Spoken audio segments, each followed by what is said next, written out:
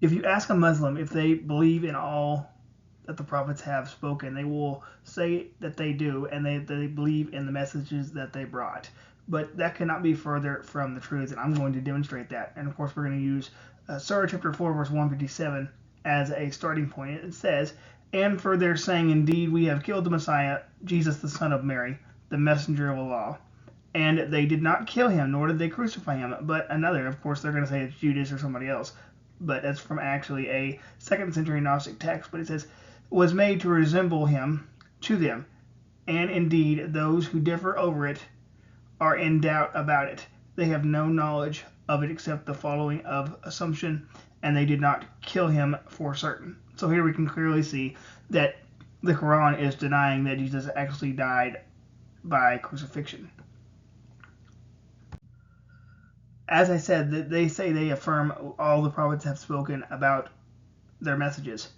And they will say that they affirm that David was given the Psalms. In Surah chapter 4, verse 163, it says, "Indeed, we have revealed to you, O Muhammad, as we revealed to Noah and the prophets after him, and we have revealed to Abraham, Ishmael, Isaac, Jacob, the descendants, Jesus, Job, Jonah, Aaron, and Solomon. And to David we gave the book of Psalms." And of course it says Zabur, which is the book of Psalms. So Allah here affirms that he did indeed give the book of Psalms to the prophet David. So if that's the case, then we're going to see what the book of Psalms says. First of all, we're going to look and see at Psalm chapter 2, verse 1 through 12. It says, "Why do the nations rage and the people plot in vain? The kings of the earth take their stand, and the rulers conspire together against the Lord and his anointed one. Let's tear off their chains and throw their ropes off of us. The one enthroned in heaven laughs, the Lord ridicules them. Then he speaks to them in his anger and terrifies them in his wrath. I have installed my king on Zion, my holy mountain. I will declare the Lord's decree. He said to me, you are my son. Today I have become your father. Ask of me, and I will make the nations your inheritance, and the ends of the earth your possession. You will break them with an iron scepter. You will shatter them like pottery. So now, kings, be wise, receive instruction, you judges of the earth. Serve the Lord with reverential awe, and rejoice with trembling. Pay homage to the Son, or he will be angry, and you will perish in your rebellion, for his anger may ignite at any moment. All who take refuge in him are happy." Did you notice what it says? It says in verse 2, "The kings of the earth take their stand, and the rulers conspire together against the Lord and his anointed." Of course, notice the word anointed there that's boxed in there. And I have provided you with the Hebrew down there at the bottom, and the Hebrew is Mashiach, or the Messiah. So in Islam, who is the Messiah? Of course, they would say Jesus the Messiah. Now, granted, they don't know what exactly he does, but I'm going to digress for a moment there. But it also makes mention that this individual, whom the Messiah is known as, would be also called his son. So once again, that would show that the psalm here is written about 1,000 years before Jesus, and yet we see in Psalm 2 that God is calling the Messiah his son. But I want to continue on and show you something else as well. This is perhaps one of the most famous psalms in the book of Psalms, and this is written about 1,000 years before the life of Jesus. And there's nothing in this psalm that fits with the description of what's going on with regards to applying it to David's life. So what I'm saying is that David did not experience anything going on in this psalm. And I'm going to comment on the highlighted portions, but we're going to read the whole thing. It says in Psalm 22, 1-24, my God, why have you abandoned me? Why are you so far from my deliverance and from my words of groaning? My God, I cry by day, but you do not answer by night, yet I have no rest. But you are holy, enthroned on the praises of Israel. Our ancestors trusted in you. They trusted, and you rescued them. They cried out to you, and they were set free. They trusted in you and were not disgraced. But I am a worm and not a man, scorned by mankind and despised by people. Everyone who sees me mocks me. They sneer and shake their heads. He relies on the Lord. Let him save him. Let the Lord rescue him, since he takes pleasure in him. It was you who brought me out of the womb, making me secure at my mother's breast. I was given over to you at birth. You have been my God, and from my mother's womb. Do not be far from me, because distress is near, and there is no one to help. Many bulls surround me. Strong ones of Bashan encircle me. They open their mouth against me like lions, mauling and roaring. I am poured out like water, and all my bones are disjointed. My heart is like wax melting within me. So the first thing here, we can see that individuals are encircling the person being talked about in this psalm. So this means that the individual has to be in an elevated position, because it says that all of his bones are disjointed, that his heart melts within him like wax. So this would be like whenever the individual is being crucified, his arms are stretched out. And of course, you would see the dislocation of the joints there. We also need to continue on, though. It says, let's see, it says in verse 15, my strength is dried up like baked clay. My tongue sticks to the roof of my mouth. You put me into the dust of death, for dogs have surrounded me. A gang of evildoers has closed in on me. They pierced my hands and my feet. I can count all my bones. People look at me and stare. They divide my garments among themselves, and they cast lots for my clothing. Once again, I said there's nothing in David's life that fits the description of what's going on here. It said specifically that they pierced my hands and my feet. This is specifically reading like it's somebody being crucified. Remember, this is 1,000 years before Jesus lived. And the most well-known fact about his life is his death by crucifixion, which ironically Islam denies, despite all the available evidence to the contrary of the Muslim claim. But it also says that the individuals, they cast lots for my garments, which is exactly what the Roman soldiers did at the foot of the cross. Let's continue on. It says, But you, Lord, do not be far from me. My strength, come quickly to help me. Rescue my life from the sword, my only life from the power of the dogs. Save me from the lion's mouth, from the horns of the wild oxen. You answered me. I proclaim your name to my brothers and sisters. I will praise you in the assembly. You who fear the Lord, praise him. All the descendants of Jacob honor him. All the descendants of Israel revere him. For he has not despised or abhorred the torment of the oppressed.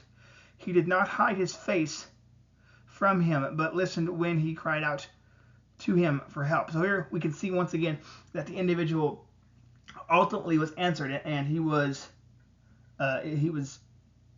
answered and saved in a sense. So how could this happen if the individual is answered after he has gone through crucifixion? Well, obviously the only logical answer is that the individual who experienced the crucifixion was raised from the dead. But I want to continue on and see what else we find at the end of this psalm. We can see in 22:25-31, it says, I will give praise in the great assembly because of you. I will fulfill my vows before those who fear you. The humble will eat and be satisfied. Those who seek the Lord will praise him. May your heart live forever. All the ends of the earth will remember and turn to the Lord. All the families of the nations will bow down before you, for kingship belongs to the Lord. He rules the nations. All who prosper on earth will eat and bow down. All those who go down to the dust will kneel before him, even those who cannot preserve his life. Their descendants will serve him, and the next generation will be told about the Lord. They will come to declare his righteousness to a people yet to be born. They will declare what he has done.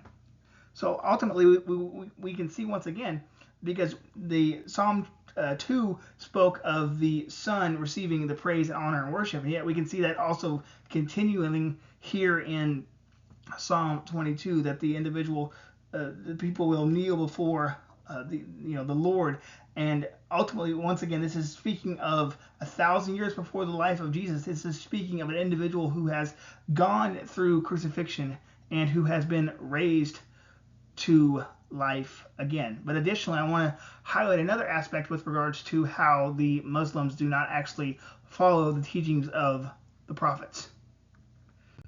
We can see in Proverbs chapter 30, verse 1 through 6, it says, the words of Agar, son of Jekik, the pronouncement, the man's ordination to Ithil and Ukal. I am more stupid than any other person, and I lack a human's ability to understand. I have not gained wisdom, and I have no knowledge of the Holy One. Of course, speaking of the Lord. In verse 4, it says, who has gone up to heaven and came down? Who has gathered the wind in his hands? Who has bound up the waters in his cloak? Who has established the ends of the earth?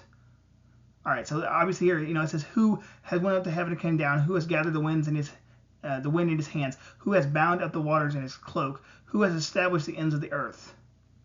So obviously the answer would be the Lord, God, So, but here's the shocking part. The next part here, it says, what is his name, and what is the name of his son, if you know? So here we can see, of course, the description being God, who has done all those things with regards to the nature aspect. But it says, what is his name, and what is the name of his son? And yet Islam vehemently denies that God has a son. But yet we can see here that the Proverbs speak quite clearly of God having a son.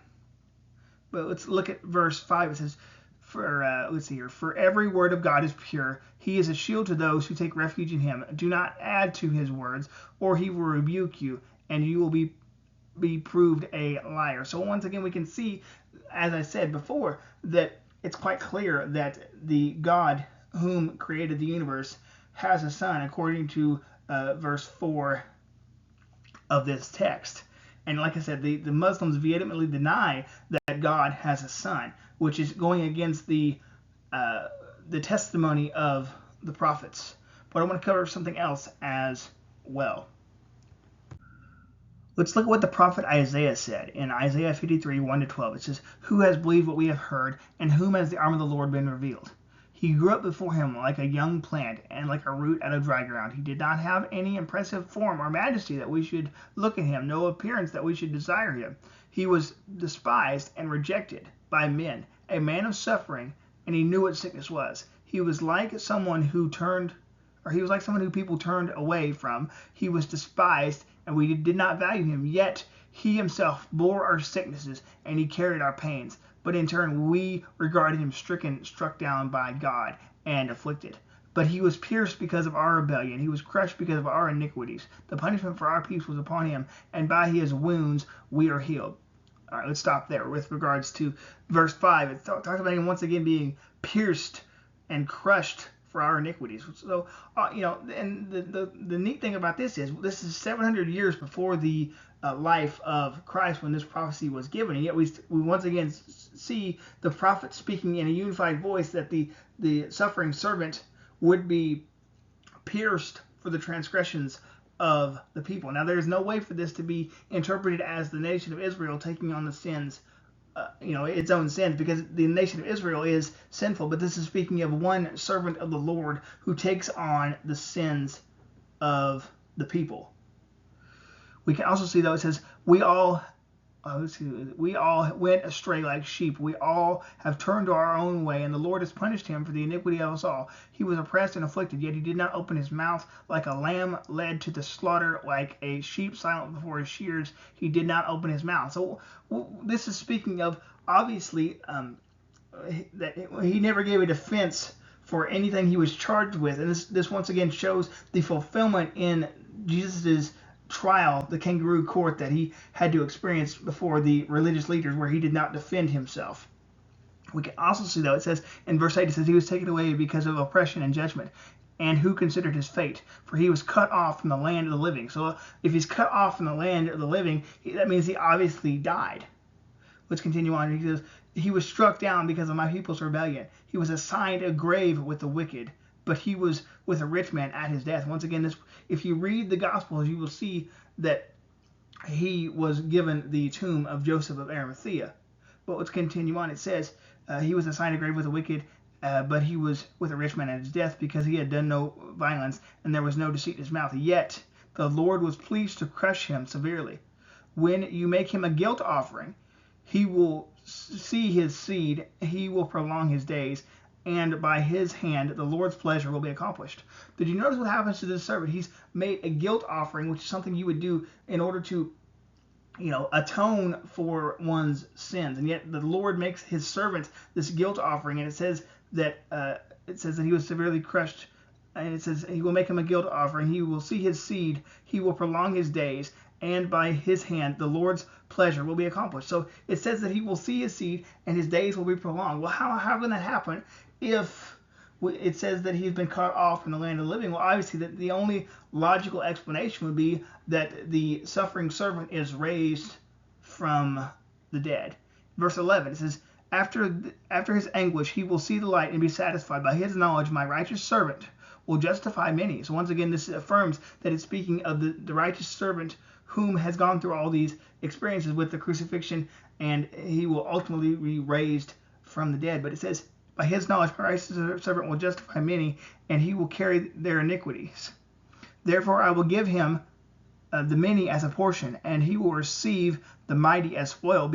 Why? Because he willingly submitted to death, which is crystal clear that the servant of the Lord died for the sins of the people. But yet once again it says that he will prolong his, he will see the light, and his days will be prolonged. So once again it speaks of the resurrection. And let's finish this up here. It says, and he was counted among the rebels, yet he bore the sins of many and interceded for the rebels. So this is quite clearly speaking of the ministry of Jesus Christ, what he would go through, and all of that. But this is, once again, 700 years before his life, and yet the prophets are all saying the same thing, that he would die on the cross for the iniquity of sinners. Let's continue on. The last prophet we're going to look at is Zechariah chapter 12, verse 10. It says, then I will pour out a spirit of grace and prayer on the house of David and on the residents of Jerusalem, and they will look at me whom they have pierced. Let's stop there. So here we can see the Lord is going to pour out a spirit of grace and prayer on the house of David. Now, of course, the house of David is part of the tribe of Judah, which is the royal lineage, which if you go back to Genesis chapter 49, verse 10, where it says that the staff will not depart from Judah's feet until the one who comes to rule, until he comes to rule. So we can see there's a kingly individual coming from the line of Judah, and that would obviously show us with regards to David's house. But it says that he will pour out the spirit of grace and prayer on the house of David and on the residents of Jerusalem, and they will look at me whom they have pierced. So this is important because, once again, the Lord is the one speaking. But it says that the residents of Jerusalem will look at me whom they have pierced. How can the God of the universe be viewed as being pierced? The only way this can happen is if the God of the universe takes on a physical nature, where he comes down and lives as a man to experience death. And that's precisely what happens in the incarnation of Jesus. It says they will mourn for him as one mourns for an only child, and they will weep bitterly for him as one weeps for a firstborn. So we have the individual here, the Lord, people seeing the Lord, and then people weeping for that individual whom the Lord is going to send, which is ultimately the Son of God. And yet we see here quite clearly that the prophets are all saying that the Messiah, who is the Son of God, will ultimately die. And yet Muslims, once again, they claim to follow the prophets. But we have clearly seen that the Old Testament proclaims that the Messiah will reign and rule and also die for sinners. And yet Islam vehemently denies the death of the Messiah on the cross. But yet the prophets in a unified voice have said that the Messiah will die as a ransom for many, and the New Testament confirms this. And yet the Islam denies this. So Muslims can no longer say that they actually believe the message of the prophets, because they do not.